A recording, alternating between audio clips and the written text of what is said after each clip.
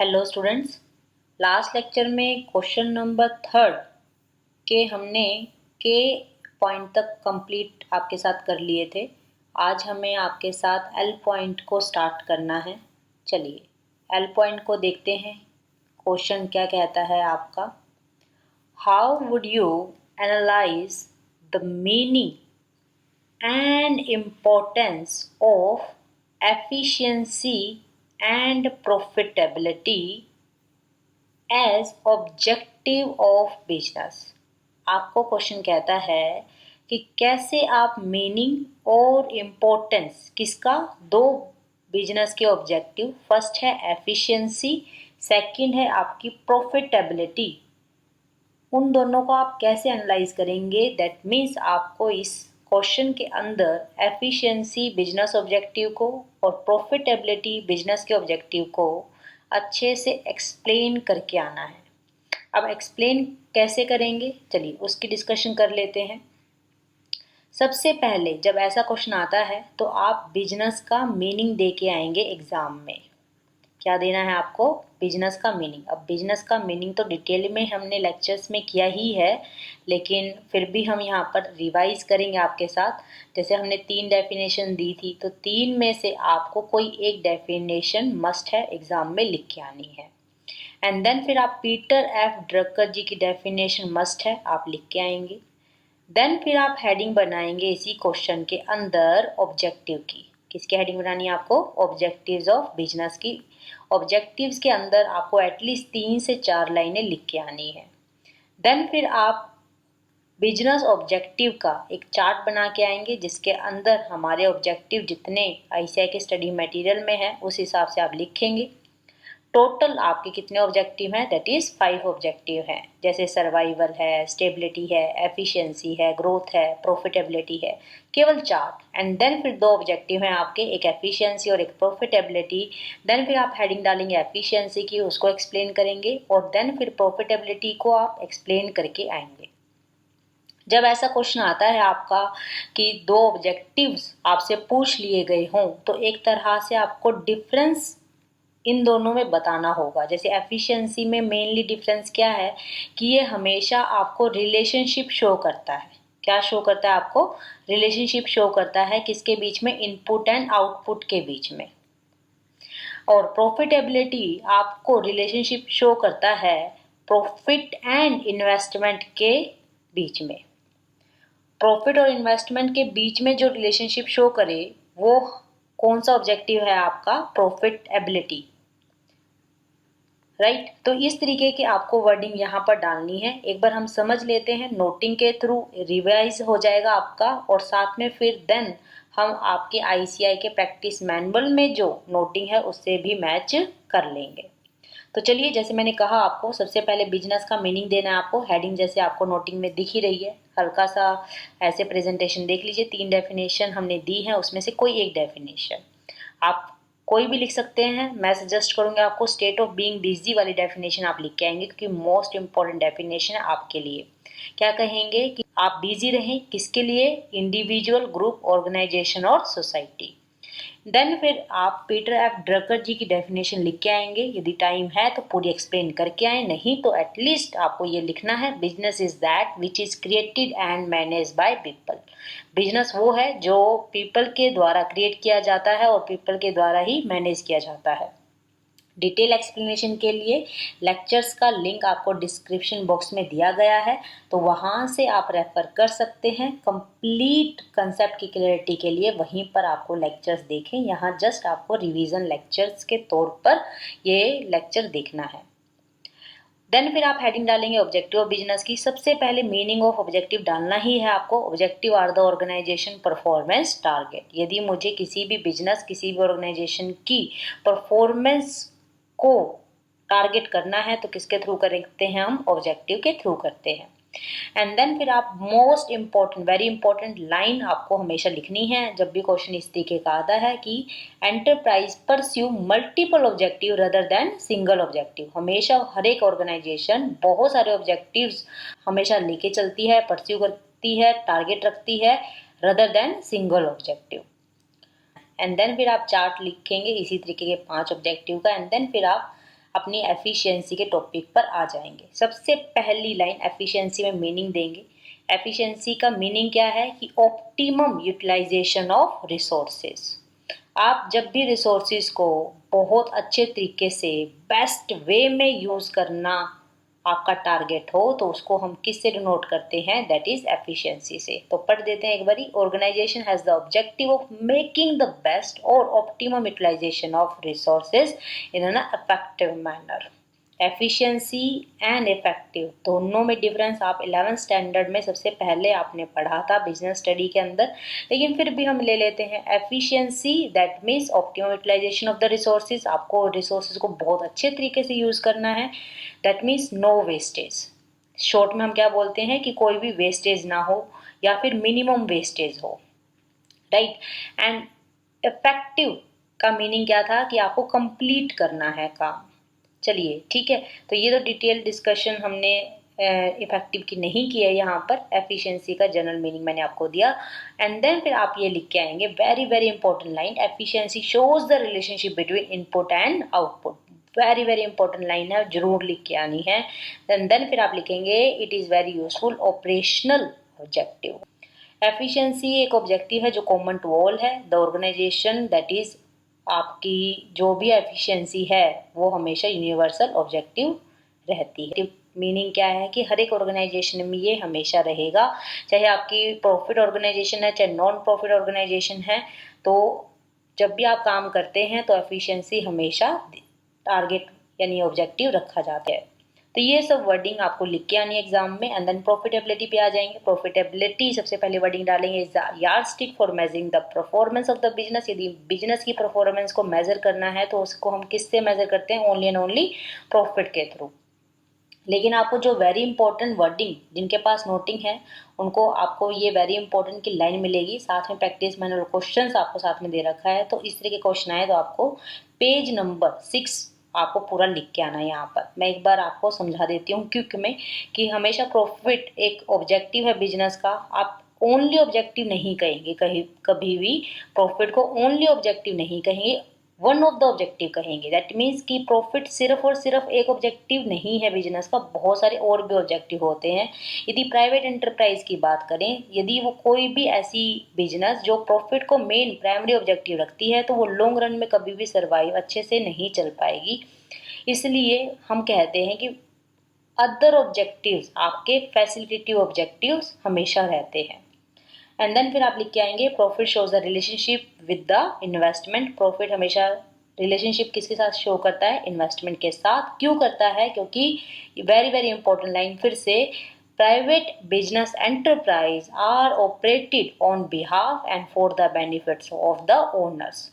जो आपका जितना ऑर्गेनाइजेशन है प्राइवेट का, वो हमेशा जो ऑपरेट किए जाते हैं किसके बिहाफ पे किए जाते हैं या किसके बेनिफिट के लिए किए जाते हैं, ओनर्स के। क्यों, क्योंकि ओनर्स वही हैं जिन्होंने बिजनेस में पैसा लगाया है। Owners are those who invest their funds into a business. तो ये सब आपको लिखना है। एक लाइन और अटैच कर सकते हैं कि प्रॉफिट आपका यूनिवर्सल ऑब्जेक्टिव नहीं होता है। क्यों, क्योंकि बहुत सारी ऐसी नॉन प्रॉफिट ऑर्गेनाइजेशन होती हैं, चैरिटेबल इंस्टीट्यूशंस होते हैं जिनका मेन ऑब्जेक्टिव प्रॉफिट करना, अर्न करना नहीं होता है। तो ये सब वर्डिंग आप लिख के आएंगे। अभी हमने क्वेश्चंस आपका नोटिंग के साथ लिया।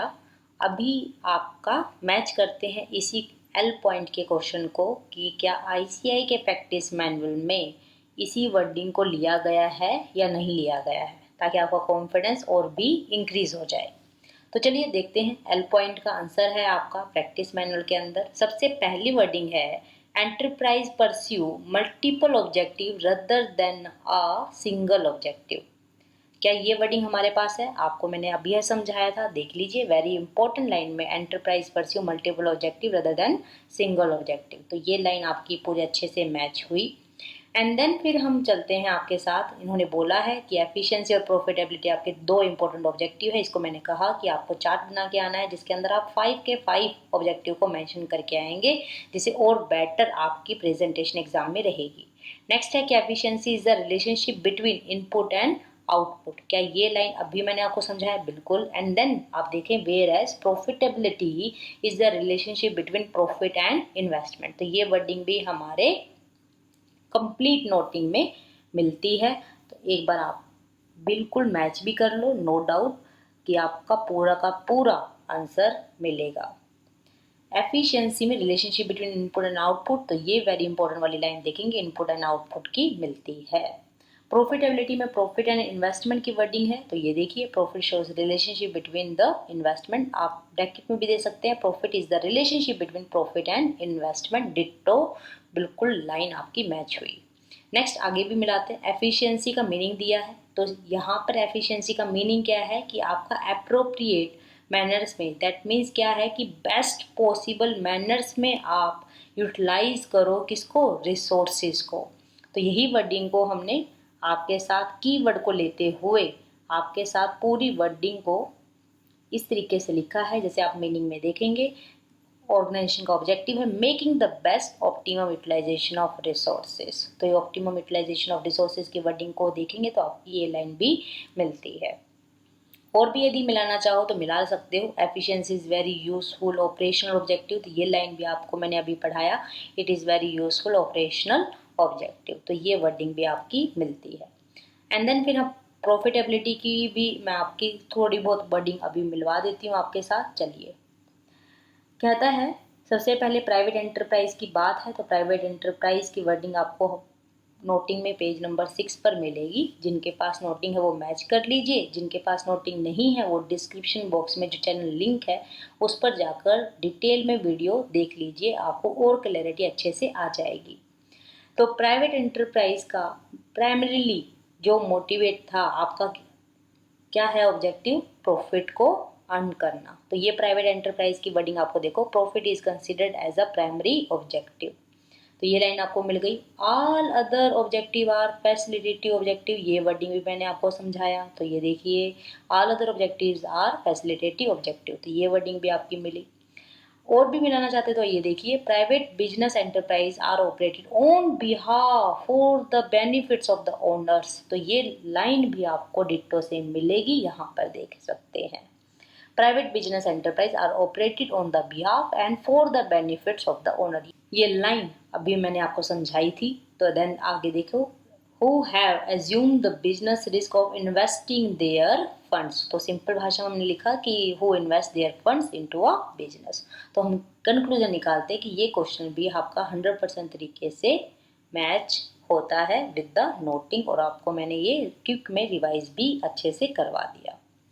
अभी हमने आपके साथ एल पॉइंट कंप्लीट किया, नेक्स्ट क्वेश्चन की तरफ चलते हैं, दैट इज एम पॉइंट। क्या कहता है, right short note on characteristics of global company. Global company के आपको फीचर्स कैरेक्टरिस्टिक्स लिख के आने हैं, शॉर्ट नोट लिख के आना है। तो जब भी ऐसा क्वेश्चन आता है तो सबसे पहले आपको ग्लोबल कंपनी का मीनिंग यानी ग्लोबलाइजेशन को आपको एक्सप्लेन करना है। ग्लोबलाइजेशन का मीनिंग आप लिखेंगे एंड देन फिर आप चार्ट बनाएंगे फीचर्स का, एंड देन फिर आप जो तीनों फीचर्स हैं उनको आप एक्सप्लेन करके आएंगे। तो ये तो प्रेजेंटेशन है, डायरेक्ट क्वेश्चन आया हुआ है, तो एक बार देख लेते हैं, इसको भी रिवाइज हो जाएगा आपका। तो सबसे पहले यदि हम बात करें ग्लोबलाइजेशन की, तो ग्लोबलाइजेशन का मीनिंग क्या है, एक ऐसा प्रोसेस है जिसमें आप एक देश की इकोनॉमी को वर्ल्ड की इकोनॉमी से इंटीग्रेट करते हो, लिंक करते हो। तो नेक्स्ट एक बहुत ही अच्छी लाइन आपको लिख के आनी है कि globalization means different things to different people, हम पहले भी कर चुके हैं आपके साथ, क्योंकि ये क्वेश्चन प्रैक्टिस मैनुअल का है, अलग से आता है, इसको भी आप ये लाइन लिख के आएंगे। और हमेशा ग्लोबलाइजेशन में पूरे वर्ल्ड को आप एक सिंगल मार्केट की तरह ट्रीट करते हो, देखते हो। तो ये 3-4 लाइनें आपको ऐसे लिख के आनी है, एंड देन फिर आप ये चार्ट बनाएंगे, कैरेक्टरिस्टिक्स, फीचर्स और attributes of the global company. पहला common ownership, second common pools of resources, third है कॉमन स्ट्रेटेजी। कॉमन ओनरशिप में 2 लाइनें, कॉमन पूल ऑफ रिसोर्सेज में 2 लाइन्स, एंड इसी तरीके से कॉमन स्ट्रेटेजी में 2 लाइन्स, इसको आप एक्सप्लेन करके आएंगे, जिसको आपको मैंने पेज नंबर 50 पर शो किया गया है, तो आप एक बार देख लीजिए। फर्स्ट पॉइंट है कॉमन ओनरशिप, दैट मीन्स क्या है, कम्बिनेशन है बहुत यूनिट्स का यानी मल्टीपल यूनिट्स का, but all units are linked by common ownership. आपके बिजनेस में, एंटरप्राइज में, आपकी कंपनी में जब बहुत एक से ज़्यादा प्रोडक्ट होते हैं लेकिन सभी प्रोडक्ट एक ओनरशिप से, एक ओनर से लिंक हो, तो पहला फीचर कहलाता है कॉमन ओनरशिप। सेकंड है आपका कॉमन पूल ऑफ रिसोर्सेज, जब मल्टीपल यूनिट्स एक तरह के रिसोर्सेज को यूज़ करती है, जैसे money, credit, information, patent, trademark, सबको कॉमनली यूज़ किया जाए बाय द मल्टीपल यूनिट्स, तो सेकंड वर्ड बनता है कॉमन पूल ऑफ रिसोर्सेज। और लास्ट है जो आपको कॉमन स्ट्रैटेजी, सभी यूनिट्स पर एक तरह की स्ट्रैटेजी अडॉप्ट हो तो उसको बोलते हैं कॉमन स्ट्रैटेजी। ये मैंने आपको जस्ट रिवाइज करवाया है डिटेल के लिए। फिर से मैं कहती हूँ कि आपको डिस्क्रिप्शन बॉक्स में जो लिंक दिया गया है उस पर आप क्लिक कीजिए, आपको चैप्टर नंबर 1 की अप्रोक्स 18 to 19 वीडियोस आपको दिखेंगी। उनको आप करने के बाद जब आप इन क्वेश्चनों को करेंगे तो एक अलग ही मज़ा आपको मिलेगा और साथ में आपका कंसेप्ट बहुत अच्छे से फाइनलाइज हो जाएगा, जिससे आप पेपर में बहुत अच्छे से अटेम्प्ट कर पाएंगे। अभी हम मैच कर लेते हैं आपके साथ क्वेश्चन नंबर M को। सबसे पहले आप देखिए, पहले दिया है ग्लोबलाइजेशन का मीनिंग, बिल्कुल अच्छी बात है, ग्लोबलाइजेशन का मीनिंग देना था। हम हेडिंग अच्छे से बना के आएंगे, आपको इस तरीके से आप डाल सकते हैं, ग्लोबलाइजेशन डाल के आप ऐसे बनाकर आप लिखेंगे कि refer the process of integration of world into one huge market. क्या ये लाइन हमारे टॉपिक में, हमारी नोटिंग में है क्या? चलिए एक बार दिखा दें आपको, जिससे आपका कॉन्फिडेंस बढ़ जाएगा। चलिए दिखा देती हूँ आपको एक बारी। ये देखिए यहाँ पर मिलेगा, it can be said as process of integration of the world into one huge market. पूरा डिट्टो से refers to the process of integration of world into one huge market. तो ये लाइन आपकी मिल गई। चलिए ठीक है, आगे बढ़ते हैं। Eight the company level, very very important line, एक अलग से क्वेश्चन निकल सकता है इसका। कंपनी लेवल पे ग्लोबलाइजेशन का मीनिंग क्या है? वो कहता है दो तरीके से ग्लोबलाइजेशन का मीनिंग लिया जा सकता है। और कहता है ये वर्डिंग तो आपने समझा ही नहीं, हमें ये नोटिंग आपकी मैच करवानी है। तो आप पेज नंबर नोटिंग में आपको आना पड़ेगा 61 पर, आपको ये बिल्कुल डिट्टो मिलेगी। अलग से क्वेश्चन बना के इसलिए दे रखा है ताकि आपको अच्छे से याद करने में आसानी रहे। सबसे पहले देख लीजिए, globalization in the context of company में लिखा है। आप यदि मैच करने वाली बात रहेगी तो यहाँ से आप मैच कर लीजिए, वर्ड टू वर्ड आपका मैच होना चाहिए। At the company level, at the company level globalization means क्या है? आपकी दो चीजें आपको एक्सप्लेन करेंगे। सबसे पहले कहता है the company having with the several manufacturing location around the world and offers product in a several diversified industries। तो देखिए बिल्कुल ditto line, the company having several manufacturing locations, ऐसी कंपनी जिसकी बहुत सारी मैन्युफैक्चरिंग लोकेशंस हो around the world and offers the product in a several diversified industry. Last B point क्या कहता है? इट आल्सो मीन्स क्या है? Ability to complete in a domestic market with foreign competitors. बहुत अच्छी लाइन, एक MCQ इस पर बनता है। कंपनी जब compete करती है फॉरेन कंपेटिटर से in a domestic market, that means अपने ही देश में जब फॉरेन कंपेटिटर से कोई भी कंपनी कंपेयर करती है तो उसको भी हम ग्लोबलाइजेशन कहते हैं, जब हम किसी भी कंपनी के कंटेक्स्ट में बात करते हैं। तो ये दो डेफिनेशन आपको मैंने डिट्टो आपकी नोटिंग से मैच करवाया, पेज अलग है लेकिन बिल्कुल दे रखा है। तो नेक्स्ट चलते हैं। ग्लोबल कंपनी में आपने जब कहा कि फीचर्स हमें देने हैं तो कितने एट्रीब्यूट्स हैं? 3 एट्रीब्यूट्स हैं, जिसमें हमने सबसे पहले किया था कॉमन ओनरशिप का पॉइंट, सेकंड किया था कॉमन पूल ऑफ रिसोर्सेज और थर्ड किया था कॉमन स्ट्रैटेजी। तो इसको भी आप देखिए, क्या हमने इस पॉइंट को लिया था आपके साथ या नहीं। अभी अभी मैंने आपको समझाया भी था ये।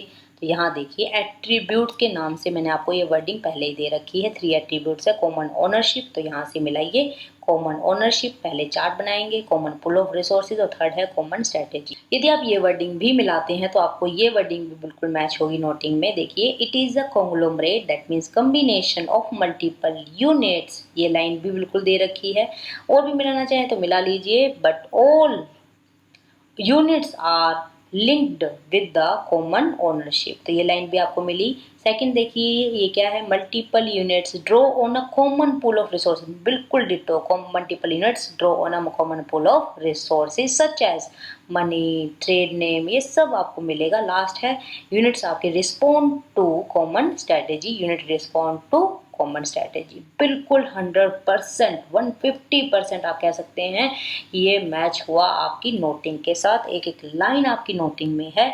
ये सिर्फ इसलिए है ताकि आपका कॉन्फिडेंस इस नोटिंग पर इंक्रीज हो जाए, ताकि जो हमने लेक्चर्स में आपको समझाया आपको ऐसा लगे कि आईसीआई का मटेरियल ही समझाया है, आईसीआई का स्टडी मटेरियल प्रैक्टिस मैनुअल ही हमने समझा है। लेकिन बस हमने क्या किया है, पूरी नोटिंग बनाते हुए आपके आईसीआई का जितना मटेरियल 100% में जितना मटेरियल है, चाहे मॉक टेस्ट पेपर है, पास्ट ईयर पेपर है, सजेस्टेड आंसर्स की लाइनें हैं, स्टडी मटेरियल है, प्रैक्टिस मैनुअल है, सबको इकट्ठा करके ये नोटिंग तैयार की है। अभी आपका जब कॉन्फिडेंस इंक्रीज होगा तो आपको फील होगा कि इस नोटिंग को बनाते हुए कितनी मेहनत लगी हुई होगी। बस आपकी हेल्प हो जाए मैक्सिमम में तो हमारा काम, हमारी मेहनत भी सफल हो जाएगी। राइट, तो यहाँ पर हम ये क्वेश्चन कंप्लीट करते हैं। और एक और आपको अच्छी बात बताती हूँ कि ये क्वेश्चन आपने जो अभी एम पॉइंट किया है उसके साथ साथ हमारा एक क्वेश्चन और भी हो गया है। कौन सा क्वेश्चन हुआ है चलिए वो भी बता देती हूँ आपको। क्वेश्चन नंबर है P point, a global company has 3 characteristics explain. तो क्या मुझे ये दोबारा क्वेश्चन एक्सप्लेन करने की जरूरत है आपको? बिल्कुल डिट्टो अभी जो एक्सप्लेन किया था कि मीनिंग लिख के आएंगे, फीचर्स का चार्ट बनाएंगे एंड देन फिर तीनों फीचर्स को आप एक्सप्लेन कर देंगे। कॉमन पूल ऑफ रिसोर्सेज, आपका कॉमन स्ट्रेटेजी, कॉमन ओनरशिप, इन तीनों को एक्सप्लेन कर देंगे तो ये क्वेश्चन भी आपका हो जाएगा। अभी हमने एम पॉइंट किया था और साथ में हमारा पी पॉइंट भी हो गया। अभी एक बार उसके साथ भी आप एक बार देख लो कि पी पॉइंट में भी क्या हमारी यही वर्डिंग है या नहीं है। देखिए हमेशा आपके ग्लोबल कंपनी में सीधा 3 एट्रीब्यूट्स दे रखे हैं, पूरा का मिलाएंगे कॉमन ओनरशिप से, फर्स्ट पॉइंट। सेकंड मिलाएंगे आप कॉमन पूल ऑफ रिसोर्सेज और थर्ड बनाएंगे कॉमन स्ट्रैटेजी से, तो बिल्कुल डिट्टो आपको सेम मिलेगा। तो यहाँ से हमारा ये क्वेश्चन भी ऑटोमेटिकली कंप्लीट हो जाता है। तो जो हमने एक्स्ट्रा टाइम लगाया वो हमारी कवरेज हो गई। किसके थ्रू? क्योंकि हमारा एक क्वेश्चन कॉमन निकल आया। तो चलिए अब हमारे पास एन और ओ पॉइंट बीच में रह गए हैं। अब चलते हैं आपके साथ नेक्स्ट क्वेश्चन की तरफ, दैट इज एन पॉइंट। ठीक है, चलिए।